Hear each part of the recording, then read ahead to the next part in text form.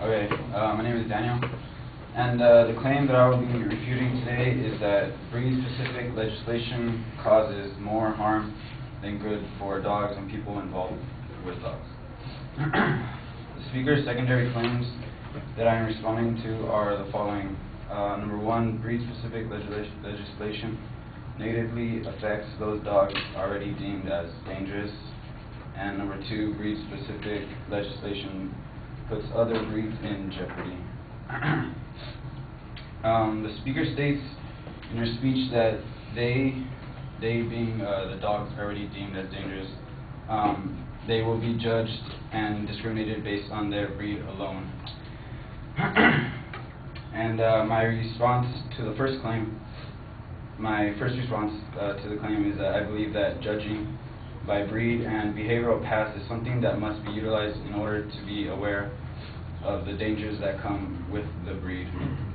According to Merritt Clifton, editor of Animal People, pit bulls, Rottweilers, and their mixes are responsible for 74% of dog bites in the U.S. and Canada from 1982 to present. These specific dogs have a natural tendency to be aggressive towards both other dogs and humans. Another point to make is that the Rottweilers are extremely possessive in nature of their masters. This means that no matter how sweet and lovable they are at home, it is in their instinct to attack whenever they feel their master is in trouble or giving attention elsewhere.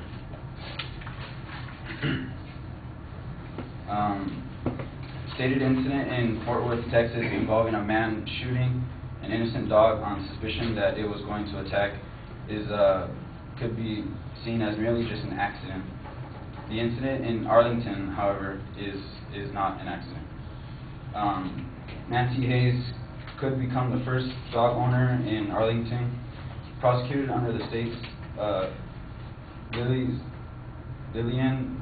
Lillian's law, after her two pit bull terriers attacked a man last month while he was walking to his mailbox. Hayes was arrested April 22nd after her dogs got out of the backyard and ran across the street and bit Robert Wallace, 66 years old, on his hand, arm, ankle, and face as he walked in his driveway next door. Hayes stated that she was shocked that her dogs injured her neighbor and that she was arrested for the whole incident. She also said that, quote, they lived in the house, they slept on the couch, they were spoiled rotten. She said, I still to this day do not know why they attacked. Wallace stated that this could have been prevented. I strongly feel pit bulls should be banned from the city. And going back, Lillian's law is named after Lillian Stiles, an elderly woman who was killed in 2005 by a pack of Rottweiler pit bulls as she tended to her flowers in her backyard in Townsdale, west of Georgetown. This is defined as, under the law, owners can face a second or third degree felony charge if the dog kills or permanently disfigures someone or destroys or impairs a body part or organ, even if it's the dog's first attack. So, as you can see, this example clearly shows that regardless of appearances of how nice dogs might be, these dangerous breeds are naturally aggressive animals. My response to the second claim is that breed-specific legislation puts other breeds in jeopardy. To state that slowly all breeds will be restricted, as stated by the speaker. This is a mere generalization because on just a few, it's a generalization on just a few breeds. Chihuahuas are a great example of a breed that will certainly not see the same fate as that of a pit bull breed. Although Chihuahuas at times can be quite fierce and aggressive towards others, similar to the characteristics of pit bulls and Rottweilers, they're just in no way near comparison with these dangerous breeds to where they will slowly become restricted. In conclusion, I would just like to restate my responses.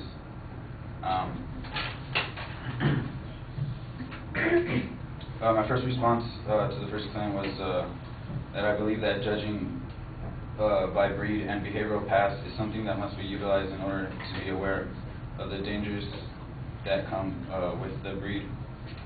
And my second is that not all breeds will inevitably fall into the breed-specific legislation.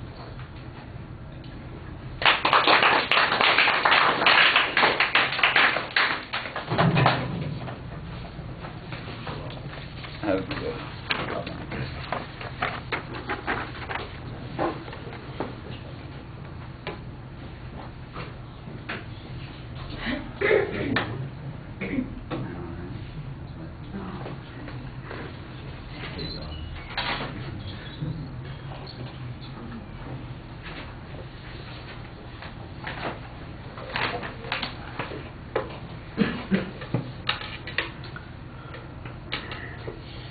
All right, you labeled the main and secondary claims pretty clearly. The movement to the first point, the signpost, they was fine.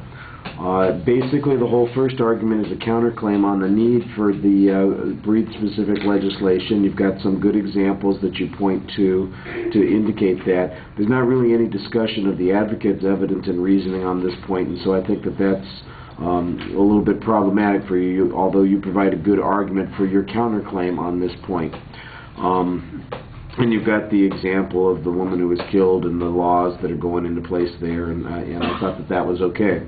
On the second point, I thought that you were a little bit more specific in analyzing the absence or the limitation of the evidence, I should say, that the advocate presented, and demonstration that the inference about the dangers to other kinds of breeds is largely overstated with your analogy to the Chihuahuas. I thought that your explanation of that was pretty good.